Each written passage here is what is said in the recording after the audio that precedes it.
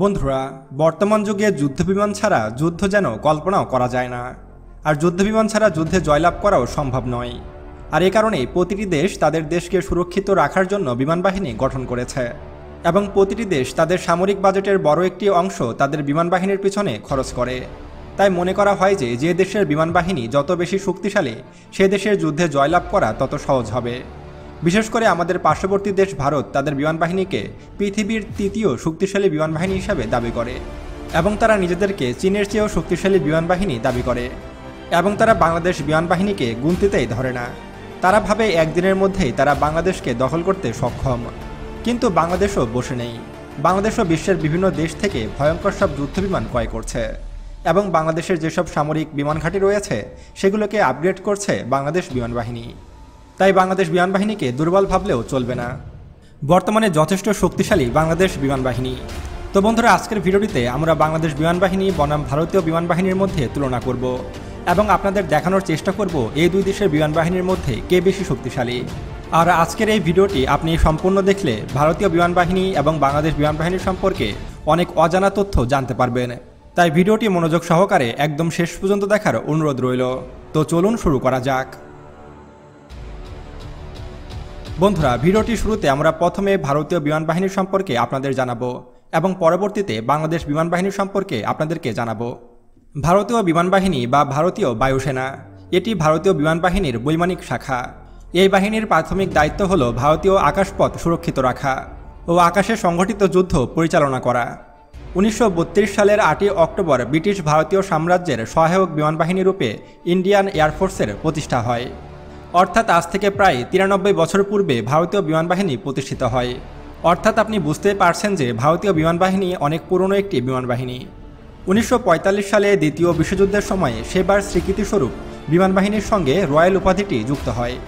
1947 সালের আগ পর্যন্ত, অর্থাৎ ভারতের স্বাধীনতার আগ পর্যন্ত ভারতের বিমান বাহিনী রয়্যাল ইন্ডিয়ান এয়ারফোর্স নামে পরিচিত ছিল। কিন্তু ভারত স্বাধীনতা অর্জনের পরে রয়্যাল শব্দটি বাদ পড়ে যায় এবং শুধু ভারতীয় বিমান বাহিনী নামে পরিচিতি লাভ করে। স্বাধীনতার পর ভারতীয় বিমান বাহিনী বেশ কয়েকবার যুদ্ধে জড়িয়েছিল।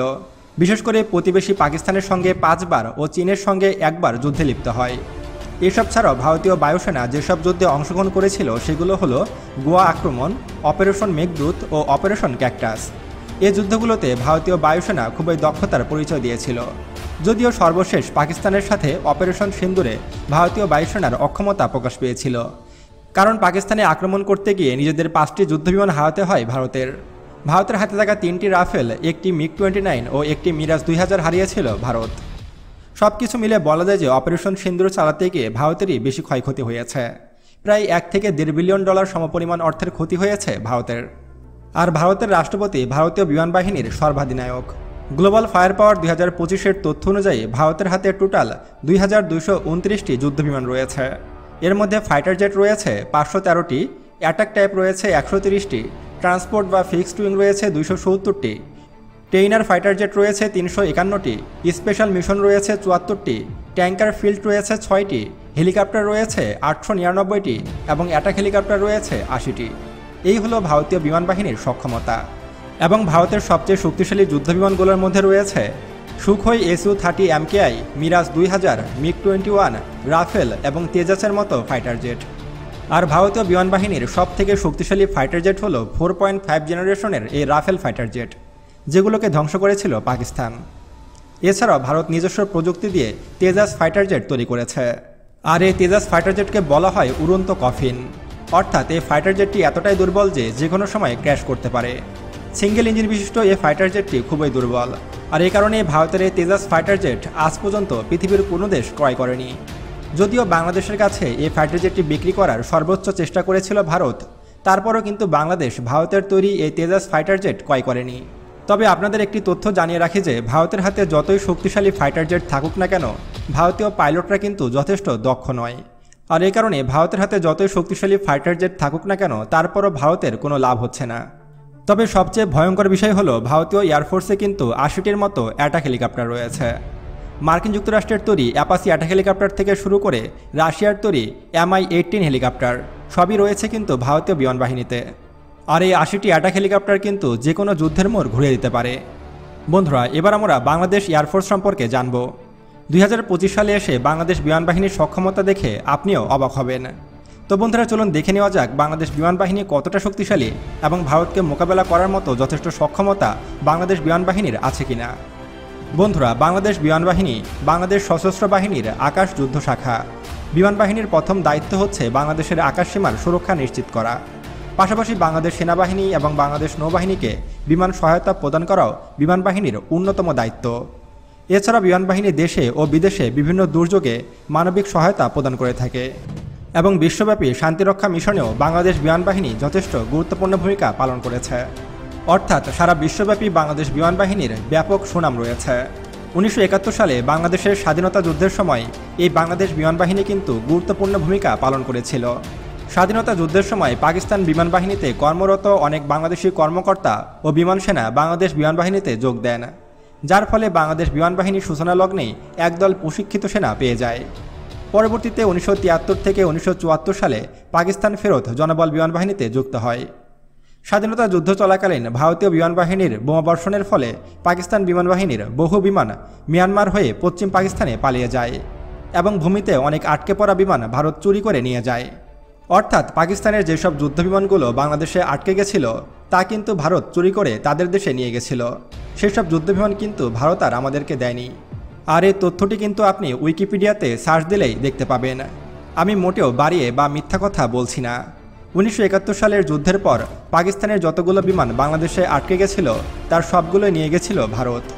তবে স্বাধীনতার পর বিমান বাহিনী তৎকালীন সোভিয়েত ইউনিয়ন থেকে বড় ধরনের সহায়তা পায়, যার মধ্যে উল্লেখযোগ্য ছিল 10টি MiG-21 এবং 2টি MiG-21 বোম্বার। আর রাশিয়ার দেওয়া এই 12টি যুদ্ধবিমান দিয়েই বাংলাদেশ বিমান বাহিনীর যাত্রা শুরু হয় এবং 2025 সালে এসে বাংলাদেশ বিমান বাহিনীতে টোটাল এয়ারক্রাফট রয়েছে 214টি।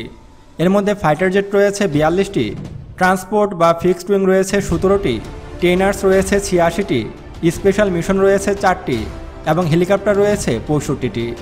বাংলাদেশ বিমান বাহিনীতে এখনও পর্যন্ত কোনো অ্যাটাক হেলিকপ্টার যুক্ত হয়নি। তবে খুব শীঘ্রই তুরস্কের তৈরি T-129 মডেলের অ্যাটাক হেলিকপ্টার যুক্ত হতে চলেছে বাংলাদেশ বিমান বাহিনীতে। বর্তমানে বাংলাদেশ বিমান বাহিনীর সবচেয়ে শক্তিশালী ফাইটার জেট হল MiG-29। বর্তমানে বাংলাদেশ বিমান বাহিনীর হাতে মোট 8টির মতো MiG-29 ফাইটার জেট রয়েছে, যদিও এর মধ্যে 4টি বিমান নষ্ট ও 4টি বিমান ভালো রয়েছে। এছাড়াও বাংলাদেশ বিমান বাহিনীতে যে যুদ্ধবিমানটি সবথেকে বেশি সংখ্যক রয়েছে সেটি হল F-7 BGI। মোট 36টির মতো F-7 BGI মডেলের ফাইটার জেট রয়েছে বাংলাদেশ বিমান বাহিনীতে। যদিও মাঝে মধ্যেই এই ধরনের ফাইটার জেটগুলো কখনো আলু খেতে কখনো স্কুলের উপরে ক্র্যাশ করে, তারপরও বর্তমানে সবথেকে বেশি সংখ্যক এই যুদ্ধবিমানই রয়েছে বাংলাদেশের বহরে। তাই বর্তমানে বাংলাদেশ বিমান বাহিনী বেশ দুর্বল। ভারতের তুলনায় বাংলাদেশ বিমান বাহিনী অনেক বেশি ছোট। তবে সম্প্রতি ডক্টর মোহাম্মদ ইউনূস এমন সব সিদ্ধান্ত নিয়েছে যা রাতারাতি বদলে দেবে বাংলাদেশ বিমান বাহিনীকে। সম্প্রতি একসাথে 3টি দেশ থেকে 46টি ফাইটার জেট এবং 6টি অ্যাটাক হেলিকপ্টার ক্রয় করতে চলেছে বাংলাদেশ। যখন এসব যুদ্ধবিমান ও অ্যাটাক হেলিকপ্টার বাংলাদেশ বিমান বাহিনীর বহরে যুক্ত হয়ে যাবে, তখন ভারতকে আমরা গুনতিতেই ধরব না, কারণ ভারতের রাফেল ধ্বংসকারী সেই J-10C ফাইটার জেটও ক্রয় করতে চলেছে বাংলাদেশ। তাই বাংলাদেশ বিমান বাহিনী রাতারাতি পাল্টে যাবে এবং বাংলাদেশের আকাশ সুরক্ষার জন্য কেনা হচ্ছে তুরস্কের হিসার এয়ার ডিফেন্স সিস্টেম, যেগুলো যুক্ত হলে বাংলাদেশ বিমান বাহিনী আরও এক ধাপ এগিয়ে যাবে। আর এইসব অস্ত্র 2027 সালের মধ্যে বাংলাদেশের বহরে যুক্ত হবে। তাই 2027 সালের পরে যদি ভারত বাংলাদেশে আক্রমণ করতে চায়, তাহলে সেটি হবে ভারতের জন্য বিশাল পরাজয়ের একটি কারণ ভারতও তখন ভারতের সমকক্ষ হয়ে যাবে। তো বন্ধুরা, ভারতীয় বিমান বাহিনী নাকি বাংলাদেশ বিমান বাহিনী, কোন বিমান বাহিনীকে আপনার কাছে বেশি শক্তিশালী বলে মনে হচ্ছে তা অবশ্যই আমাদেরকে কমেন্ট করে জানাবেন। এবং আরও এমন ভিডিও পেতে এখনই আমাদের চ্যানেল সায়েন্স বিডিকে সাবস্ক্রাইব করুন এবং পাশে আসা বেল বাটনে ক্লিক করুন। তো দেখা হচ্ছে পরবর্তী ভিডিওতে। আল্লাহ হাফেজ।